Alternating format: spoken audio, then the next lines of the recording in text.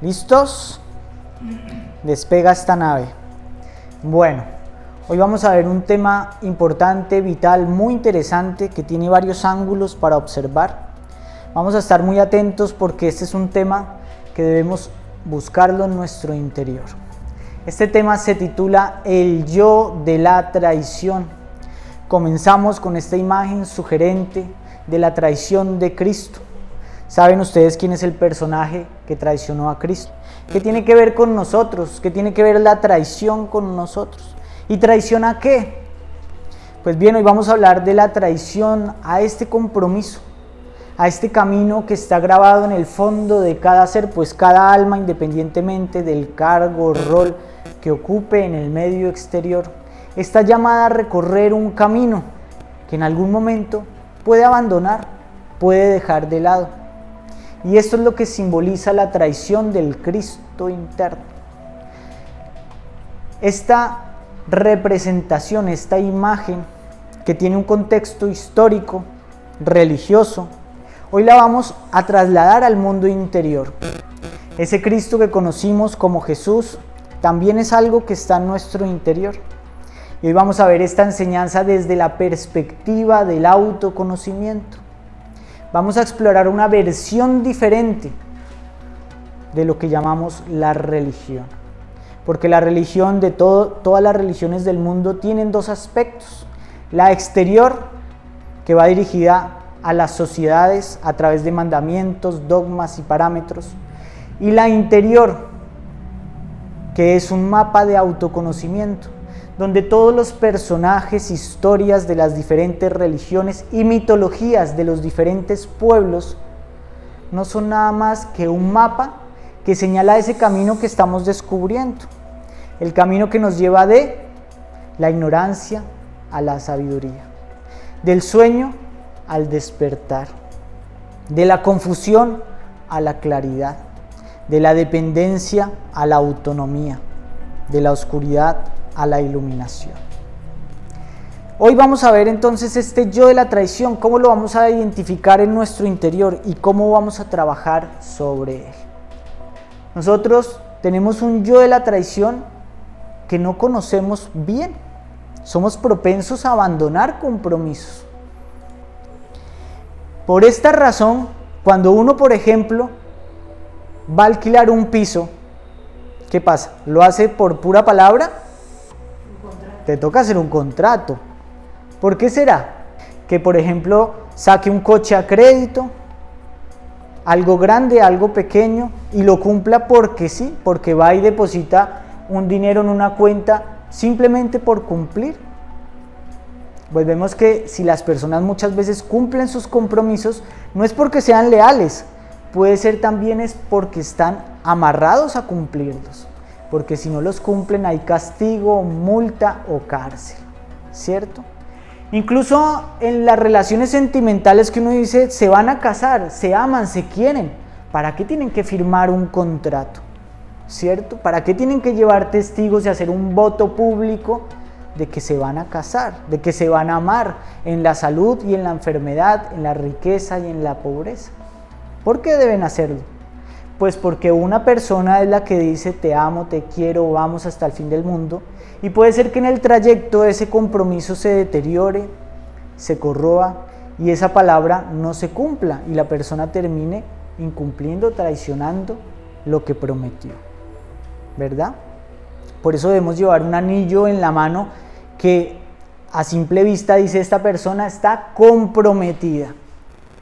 Pues bien, hoy vamos a hablar de un tipo de traición poco frecuente, del que poco se estudia. No poco frecuente porque no lo haya, sino porque es una traición que no tenemos contemplada, que poco vemos, que poco hemos estudiado.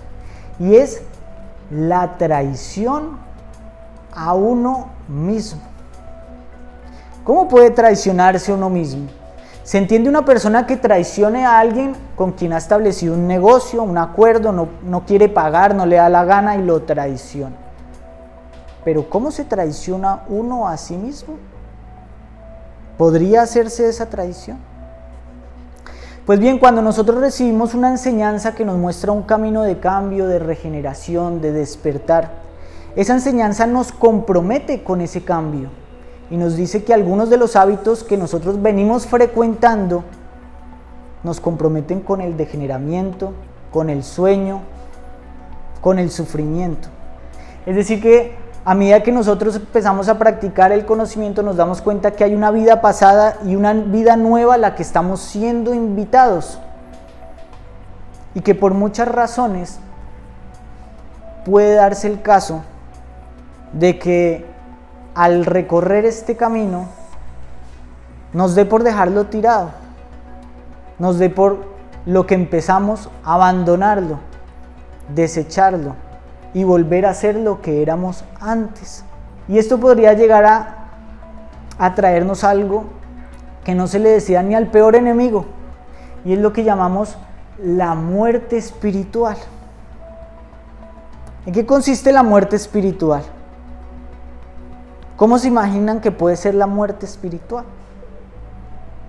Bueno, una persona muerta espiritualmente es una persona estancada del cambio, que teniendo un conocimiento, habiendo sabido que la vida tiene un propósito trascendente, que en la vida se puede progresar, regenerarse o degenerarse, decide volver a la vida común, volver a ser una persona de mente ordinaria, de hábitos vulgares, resignarse a cómo viven las personas que no tienen una enseñanza maravillosa para cambiar, porque cuando recibimos esta enseñanza tenemos una ventaja de aquellos que no la tienen, ¿cierto? Porque sabemos cómo funciona la mente, sabemos observarla, sabemos los elementos para el cambio.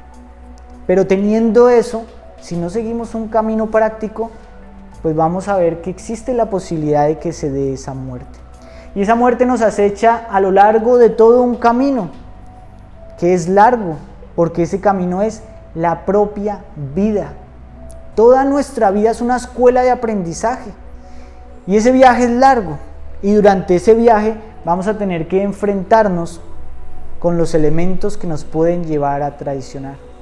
Existen 3 factores fundamentales que pueden provocar la traición: el olvido del emprendimiento, el darle la espalda al sol y seguir por el camino de la oscuridad, el lúgubre camino gris de una vida mediocre, sin sol, sin sabiduría, sin amor, sin crecimiento.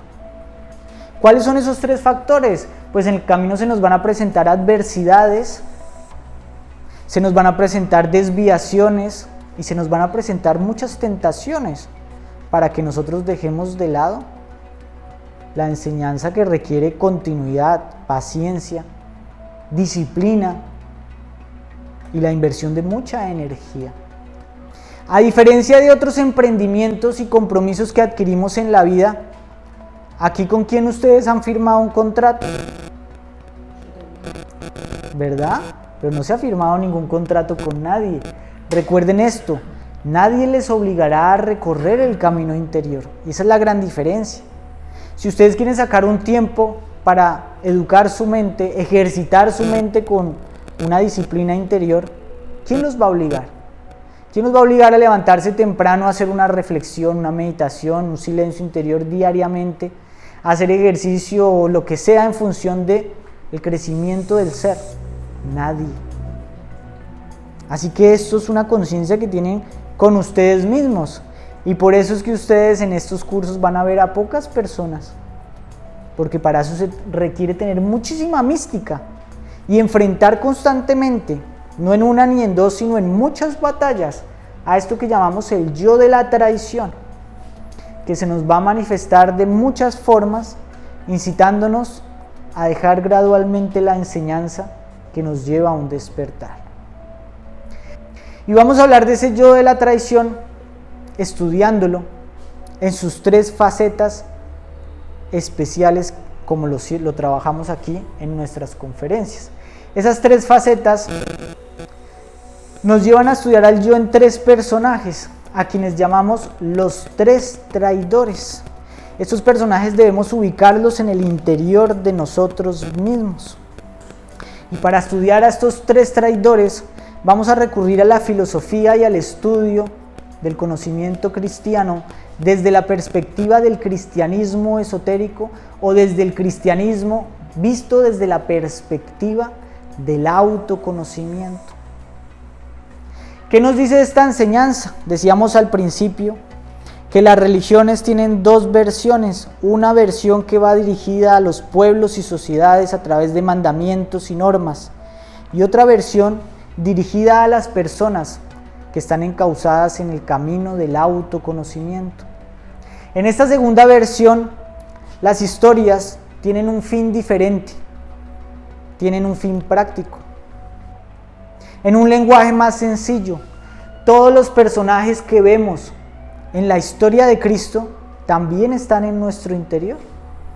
En nuestro interior hay un Jesús, un Tomás, un apóstol Pedro, está esa prostituta, está ese ciego que necesita recibir la vista, porque todos de alguna forma estamos ciegos, y el Cristo viene a dar ojos a los ciegos, a sanar a los enfermos, a redimir a las prostitutas y pecadores, porque todos somos pecadores. Y hoy vamos a ver en parte un fragmento de este mito solar relacionado con esos tres traidores. Vamos a identificar tres traidores de esta enseñanza cristiana desde la perspectiva del autoconocimiento en nuestro interior. ¿Cuál va a ser ese primer traidor? ¿Cuál fue el traidor más famoso de la historia de Jesús? ¿Quién fue? Exactamente. ¿Quién fue? Judas. Como ustedes saben, Judas vendió a su maestro por 30 monedas de plata. Una experiencia que no fue nada fácil ni siquiera para el mismo Judas, porque después de hacer esto se arrepintió y se ahorcó. Pues bien, nosotros tenemos que llegar a identificar a ese Judas en nuestro interior. ¿Cómo nosotros venderíamos a nuestra propia conciencia por esas monedas de plata? ¿Cuáles son esas monedas de plata? Ya vamos a ir investigándolo. Pues bien, Judas está en nosotros en la fuerza del deseo. Y para conocer a ese Judas, tenemos que conocer al deseo, conocernos a nosotros mismos. ¿Se han preguntado qué es el deseo? Vamos a observar el deseo. Nosotros tenemos deseos diariamente, hemos deseado muchas cosas. El deseo nos mueve. ¿Han observado el deseo? No vamos a teorizar sobre el deseo, observémoslo. Yo los invito a que hoy salgan de aquí y observen sus deseos. El deseo es una sensación de atracción que podemos sentir hacia muchas cosas. Comprar un coche, vernos con una persona, viajar a algún lugar, que llegue una fecha, ¿cierto? Pero la sustancia y la base del deseo es que cuando llegue eso que estamos esperando, vamos a obtener una recompensa, un placer, una realización. Esa es la base del deseo, ¿cierto? ¿Vamos bien? Observen su deseo, porque eso es lo que queremos hacer aquí, es conocernos a nosotros mismos. No teorizar y decir el deseo es bueno o es malo, sino conocer lo que somos. Así que observamos nuestros deseos y vemos que podemos desear muchas cosas. Y entonces el deseo se convierte en una fuerza. Porque si ustedes desean ir a un viaje, ¿cómo se sienten? Motivados, ilusionados, dispuestos. Hay fuerza, hay ánimo, hay voluntad, hay esperanza, hay gozo y resolución. Tenemos orientación, un objetivo hacia el cual encaminarnos, porque sabemos que vamos a obtener algo de allí. ¿Cuántas cosas no podemos hacer con esa fuerza? Esa fuerza es tremenda, ¿cierto? Podemos hacer cosas increíbles. Por al comprarse un coche, una persona puede dejar de comer mucho tiempo, hacer sacrificios, padecer ciertos sufrimientos en función de lo que va a alcanzar. Pero entonces aquí encontramos que surge una división, porque en las actividades que forman parte de nuestra vida, de algunas obtendremos una recompensa y una satisfacción, produciéndose así las actividades que nos causan deseo, aquellas que deseamos hacer. Hay personas que les gustan los videojuegos, la televisión, ir al parque de diversiones, a la fiesta tradicional y obtienen de eso gran satisfacción. Y hay otras actividades que si bien pueden ser útiles, tener propósito, ser inteligentes, pueden no darnos satisfacción. A veces tenemos que lavar platos, recoger el desorden, llevar a los chicos a un lugar, sacar el perro a pasear, limpiar la caca. Cosas que no nos dan una satisfacción, pero que son útiles, importantes, prioritarias, parte de la vida. Así que surge esa división en actividades que no deseamos. Las primeras de estas actividades les decimos, quiero hacer esto. Y a las segundas, tengo que. ¿Cierto? Unas quiero, otras tengo. En las primeras hay fuerza, motivación, voluntad, energía. Y en las segundas, y sucede que así funciona el deseo. Pues bien, muchas actividades de los emprendimientos, compromisos que nosotros adquirimos en la vida, en un principio nos generan motivación y queremos hacerlas, ¿cierto? Estamos enamorados, estamos haciendo un compromiso para bajar de peso, vamos al gimnasio. Pero ¿qué pasa si la promesa deja de estar? Si eso se nos vuelve parte de la cotidianidad. A pesar de que eso sea útil, tenga propósito, sea parte de cumplir nuestra vida, si la promesa deja de estar, la fuerza también. Ese es el problema del deseo, porque entonces ya no quiero hacerlo. Al principio de todos nuestros emprendimientos nos parecen prometedores, encantadores, estimulantes, y esto pasa también con la enseñanza del despertar. Porque de alguna forma nosotros llegamos aquí porque teníamos confusión, algún tipo de sufrimiento, vacío existencial, y se nos dicen unas cosas que nos abren una ventana que estaba cerrada. Y descubrimos cuál es la raíz de nuestro sufrimiento, la raíz de problemas individuales, sociales, de pareja, etcétera, al punto que nos motivamos y decimos, ¿por qué otras personas no se interesan por esta enseñanza? ¿Cómo es que esto lo practica tan poca gente si es un camino a la felicidad?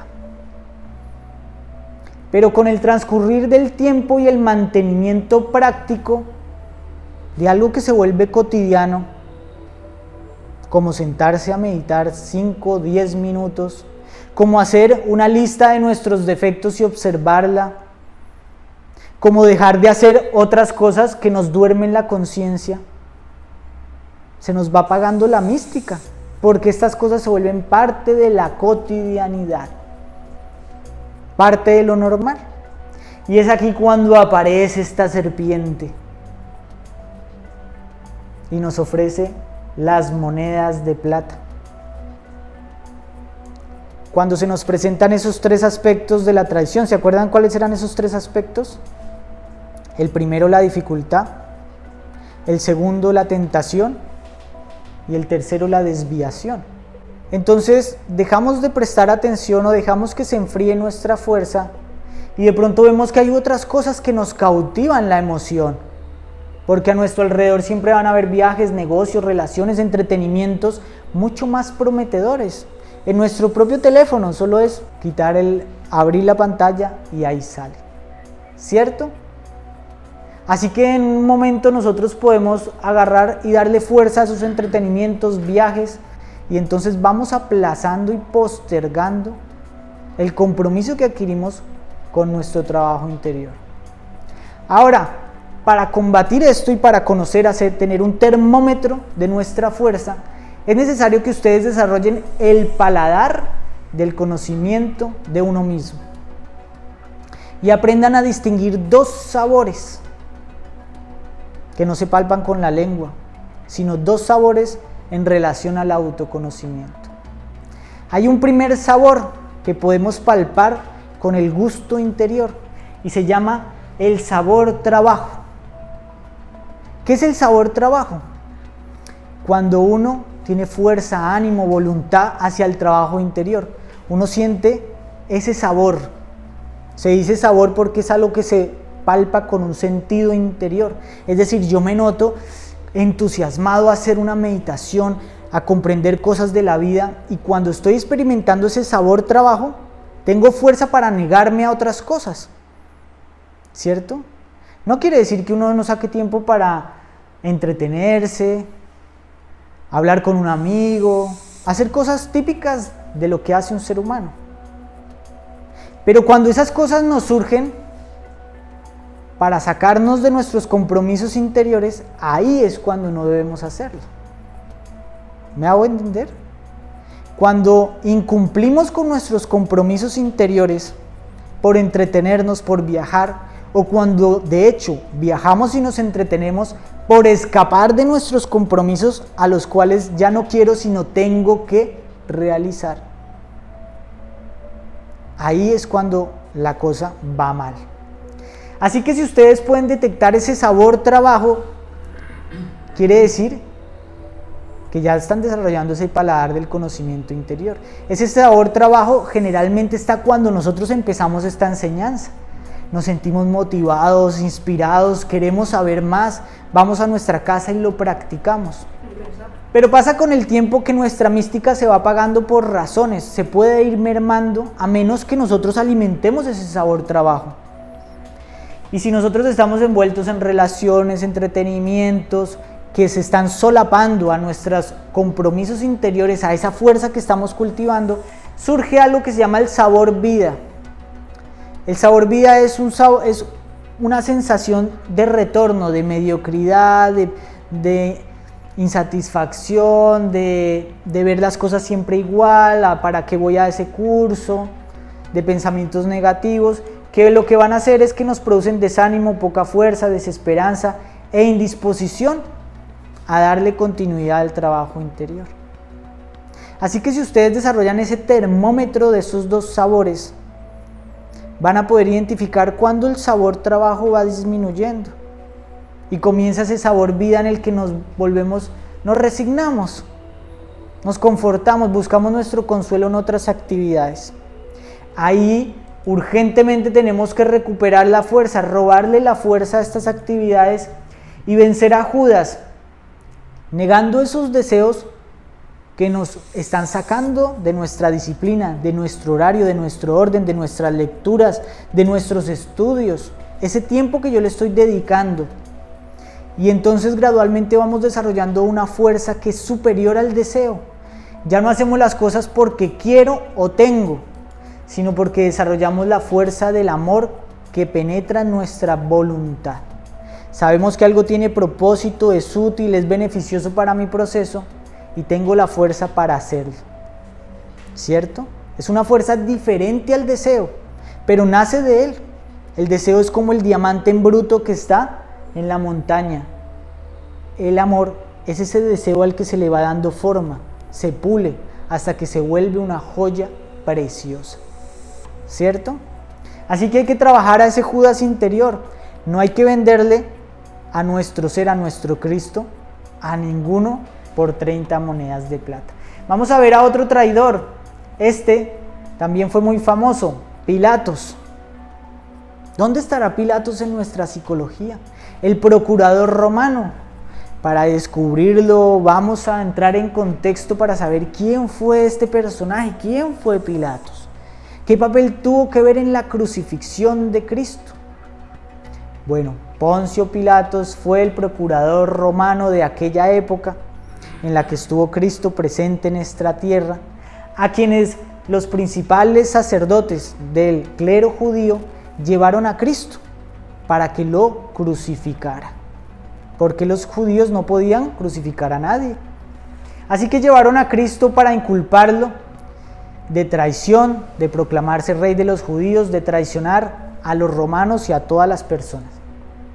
Y entonces Poncio Pilatos, sabiendo que los judíos de aquella época estaban más corruptos que quién sabe qué, agarró e interrogó a Cristo y le habló y le preguntó cuáles eran sus planes, sus propósitos, y descubrió que Cristo, que Jesús, era realmente un hombre noble, que lo estaban juzgando equivocadamente, que lo estaban calumniando y que lo querían crucificar injustamente.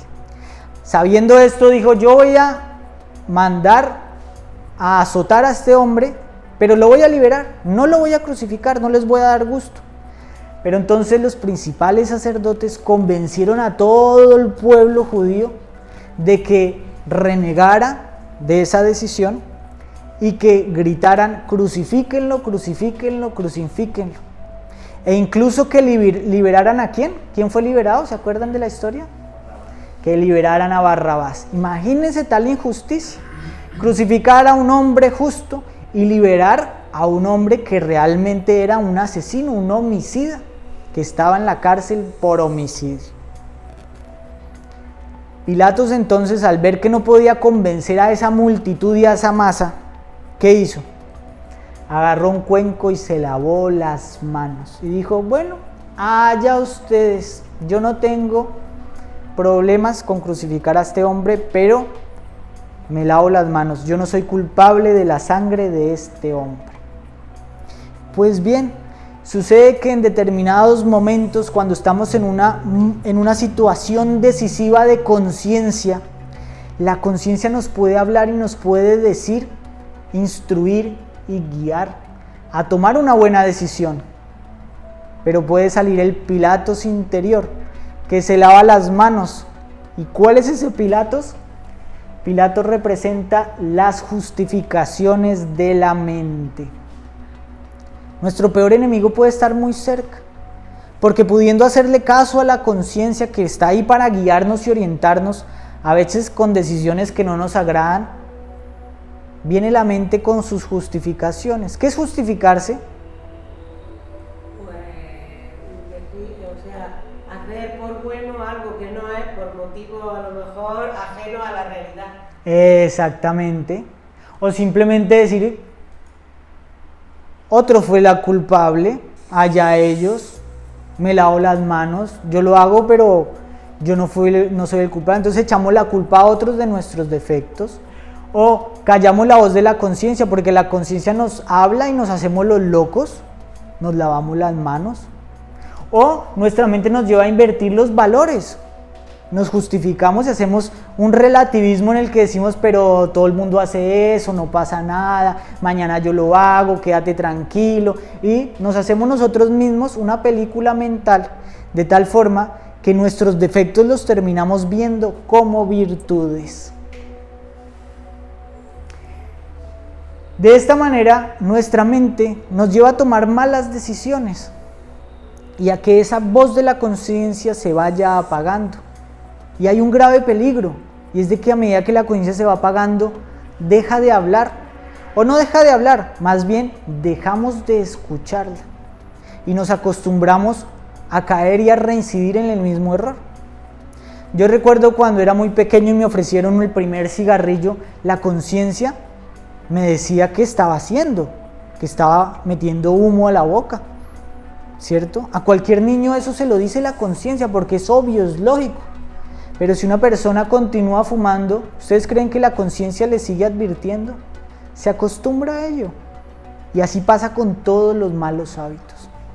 Y no solo eso, la mente, a medida que avanzábamos en el camino interior, cuando se nos presentan adversidades y problemas, pues va a ser mala consejera y entonces nos va a decir: ¿y usted para qué sigue en ese camino? Todos los problemas que tiene, supuestamente esto es para hacerlo feliz y todos son inconvenientes, y entonces nos llena de sentimientos negativos hacia el trabajo interior.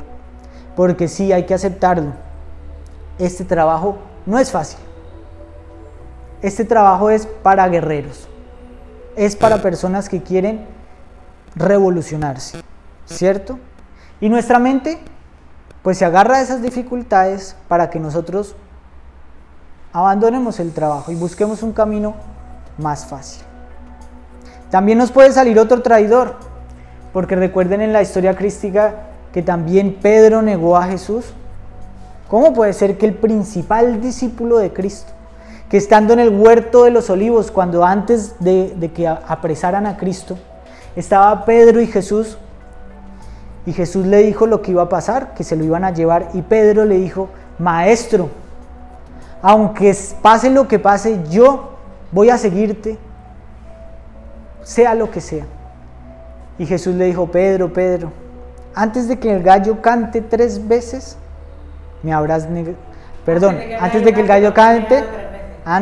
gallo cante, me habrás negado 3 veces. Y Pedro dijo, no, eso es imposible, nunca voy a hacer eso, yo jamás te negaría hasta la muerte.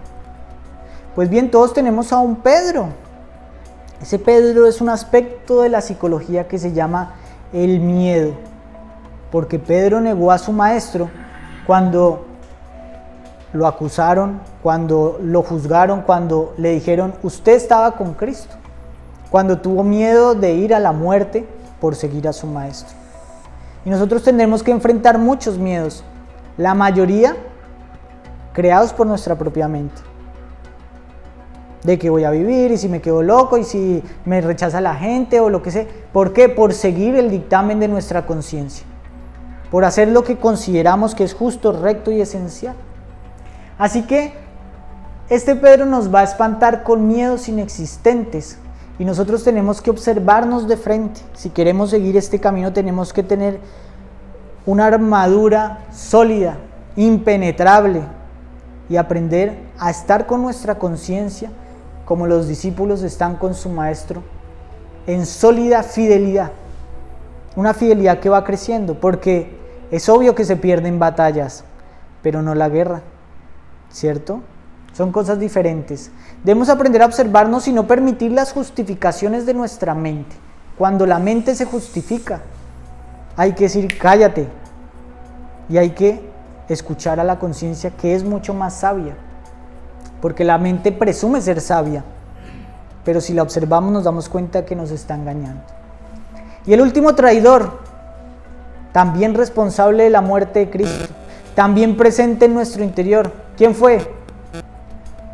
El sumo sacerdote, ¿cómo se llamaba? Caifás, el sumo sacerdote, máxima autoridad del clero judío. Podríamos compararlo con el Papa de nuestros días de la religión católica. Una autoridad máxima de la enseñanza de la religión de los judíos de hace 2024 años. ¿Cómo puede ser que una autoridad espiritual sea culpable de traición? Para eso tenemos que observar quién fue Caifás, quién fue este personaje, qué hizo. Bueno, Caifás era, como lo mencioné, el sumo sacerdote. ¿Y esto qué quiere decir? Pues un reacio defensor de las costumbres, parámetros, modos y leyes de esa época, de una religión que estaba en decadencia. Precisamente lo que vino a hacer Jesús fue a provocar una revolución, y es que eso es lo que viene a hacer la sabiduría. La sabiduría no viene a que nosotros sigamos haciendo lo mismo, viviendo en la ignorancia, sino a mostrarnos cambios, ¿cierto? La enseñanza del autoconocimiento nos está permitiendo despertar un ojo para ver en qué estamos fallando. ¿Y para seguir siendo los mismos?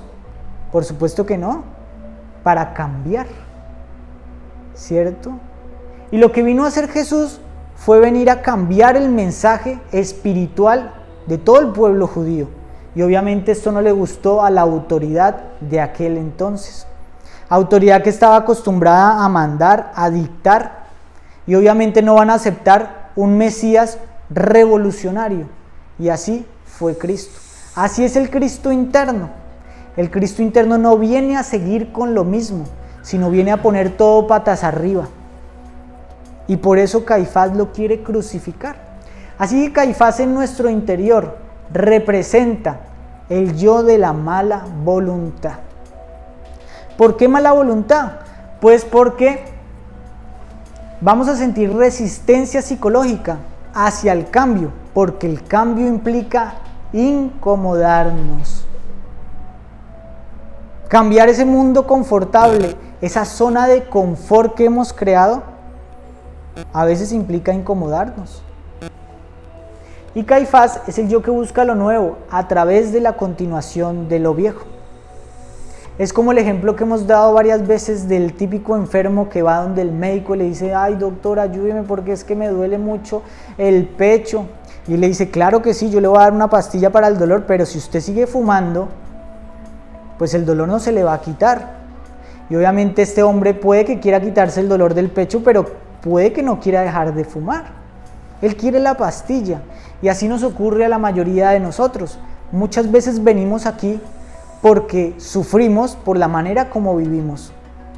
Pero cuando nos damos cuenta que muchos de estos hábitos que tenemos son perjudiciales, causantes del sueño de la conciencia, a veces no queremos renunciar al confort, al papel que estos hábitos, tendencias, costumbres cumplen en nuestra vida.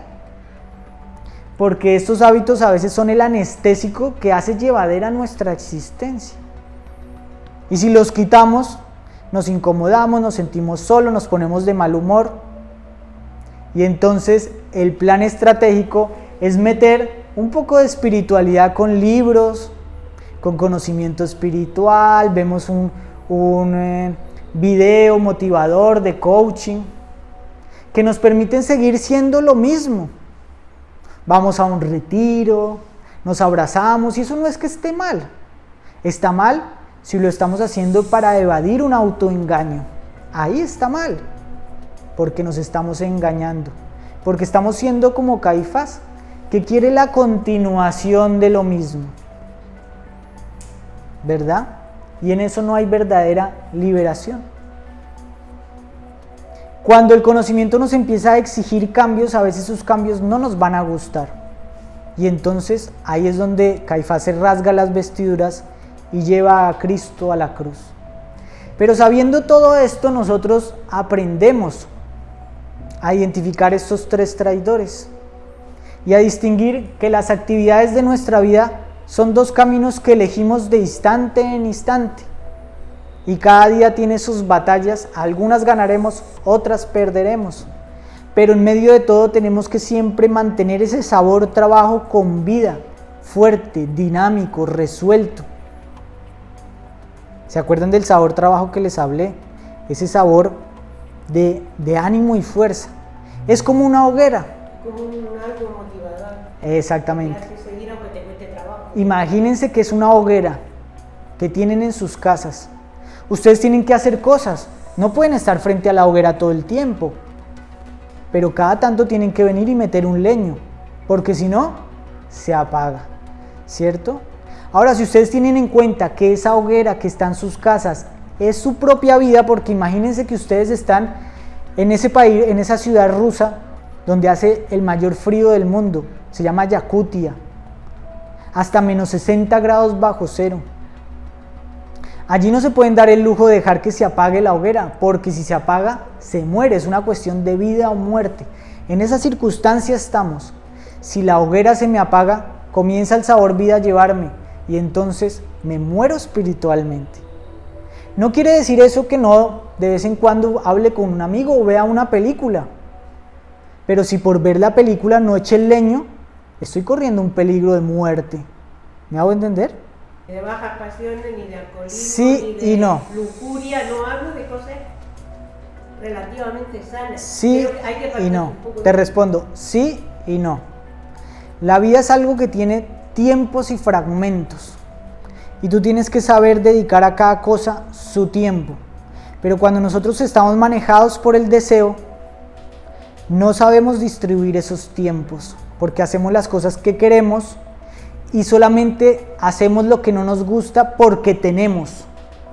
Y el conocimiento tiene que hacer parte de lo que yo quiero, no de lo que tengo, porque nadie me va a obligar a hacerlo. Sí, pero si tú quieres hacer eso, o sea, tienes que tener tiempo, tienes que tener tiempo. Puedes tener tiempo para otras cosas, eso es lo que yo no sé si es incompatible en este mundo. No es incompatible, por eso te pongo el ejemplo de la hoguera, ¿cierto?